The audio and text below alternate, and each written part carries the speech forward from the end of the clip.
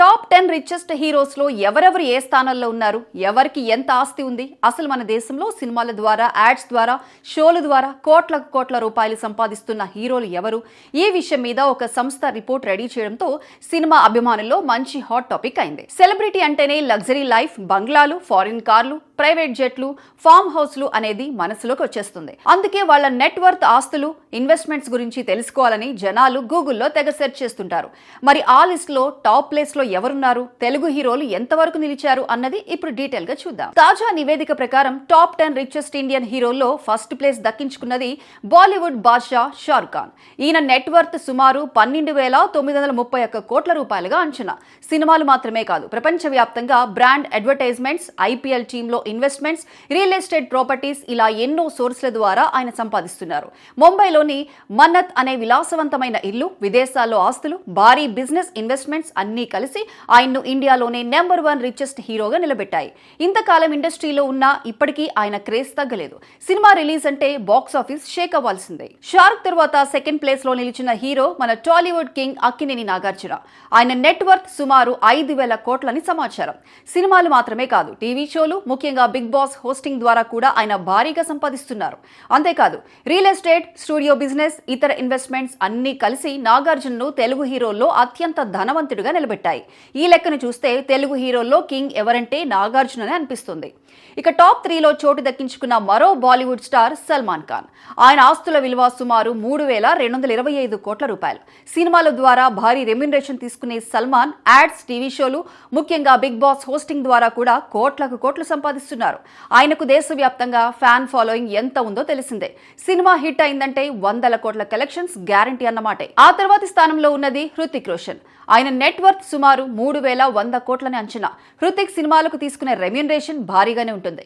అలాగే ఫిట్నెస్ బ్రాండ్లు, ads, personal బిజినెస్ల ద్వారా కూడా ఆయన ఆదాయం పొందుతున్నారు. తక్కువ సినిమాలు చేసినా కూడా ఆయన మార్కెట్ వాల్యూ మాత్రం చాలా హై లెవెల్లో ఉంటుంది. ఇక టాప్ 5లో ఉన్నది అక్షయ్ కుమార్. అక్షయ్ కుమార్ ను బాలీవుడ్ లో అత్యంత బిజీ హీరోగా పిలుస్తారు. ఏడాదికి పలుమార్లు సినిమాలు రిలీజ్ చేస్తూ బాక్స్ ఆఫీస్ వద్ద కలెక్షన్లు కొల్లగొడుతుంటారు.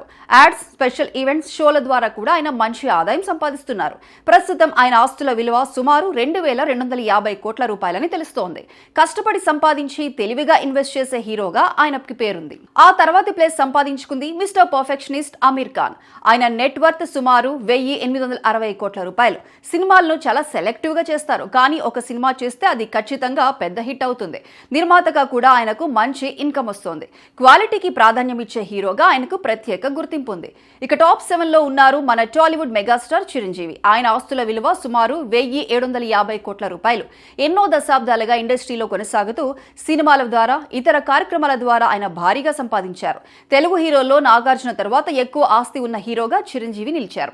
ఆయనకున్న ఫ్యాన్ బేస్, ప్రభావం ఇప్పటికీ అలాగే ఉంది. టాప్ 8లో నిలిచింది Bollywood legend big B Amitabh Bachchan. ఆయన నెట్వర్త్ సుమారు 1,680 కోట్ల రూపాయలు.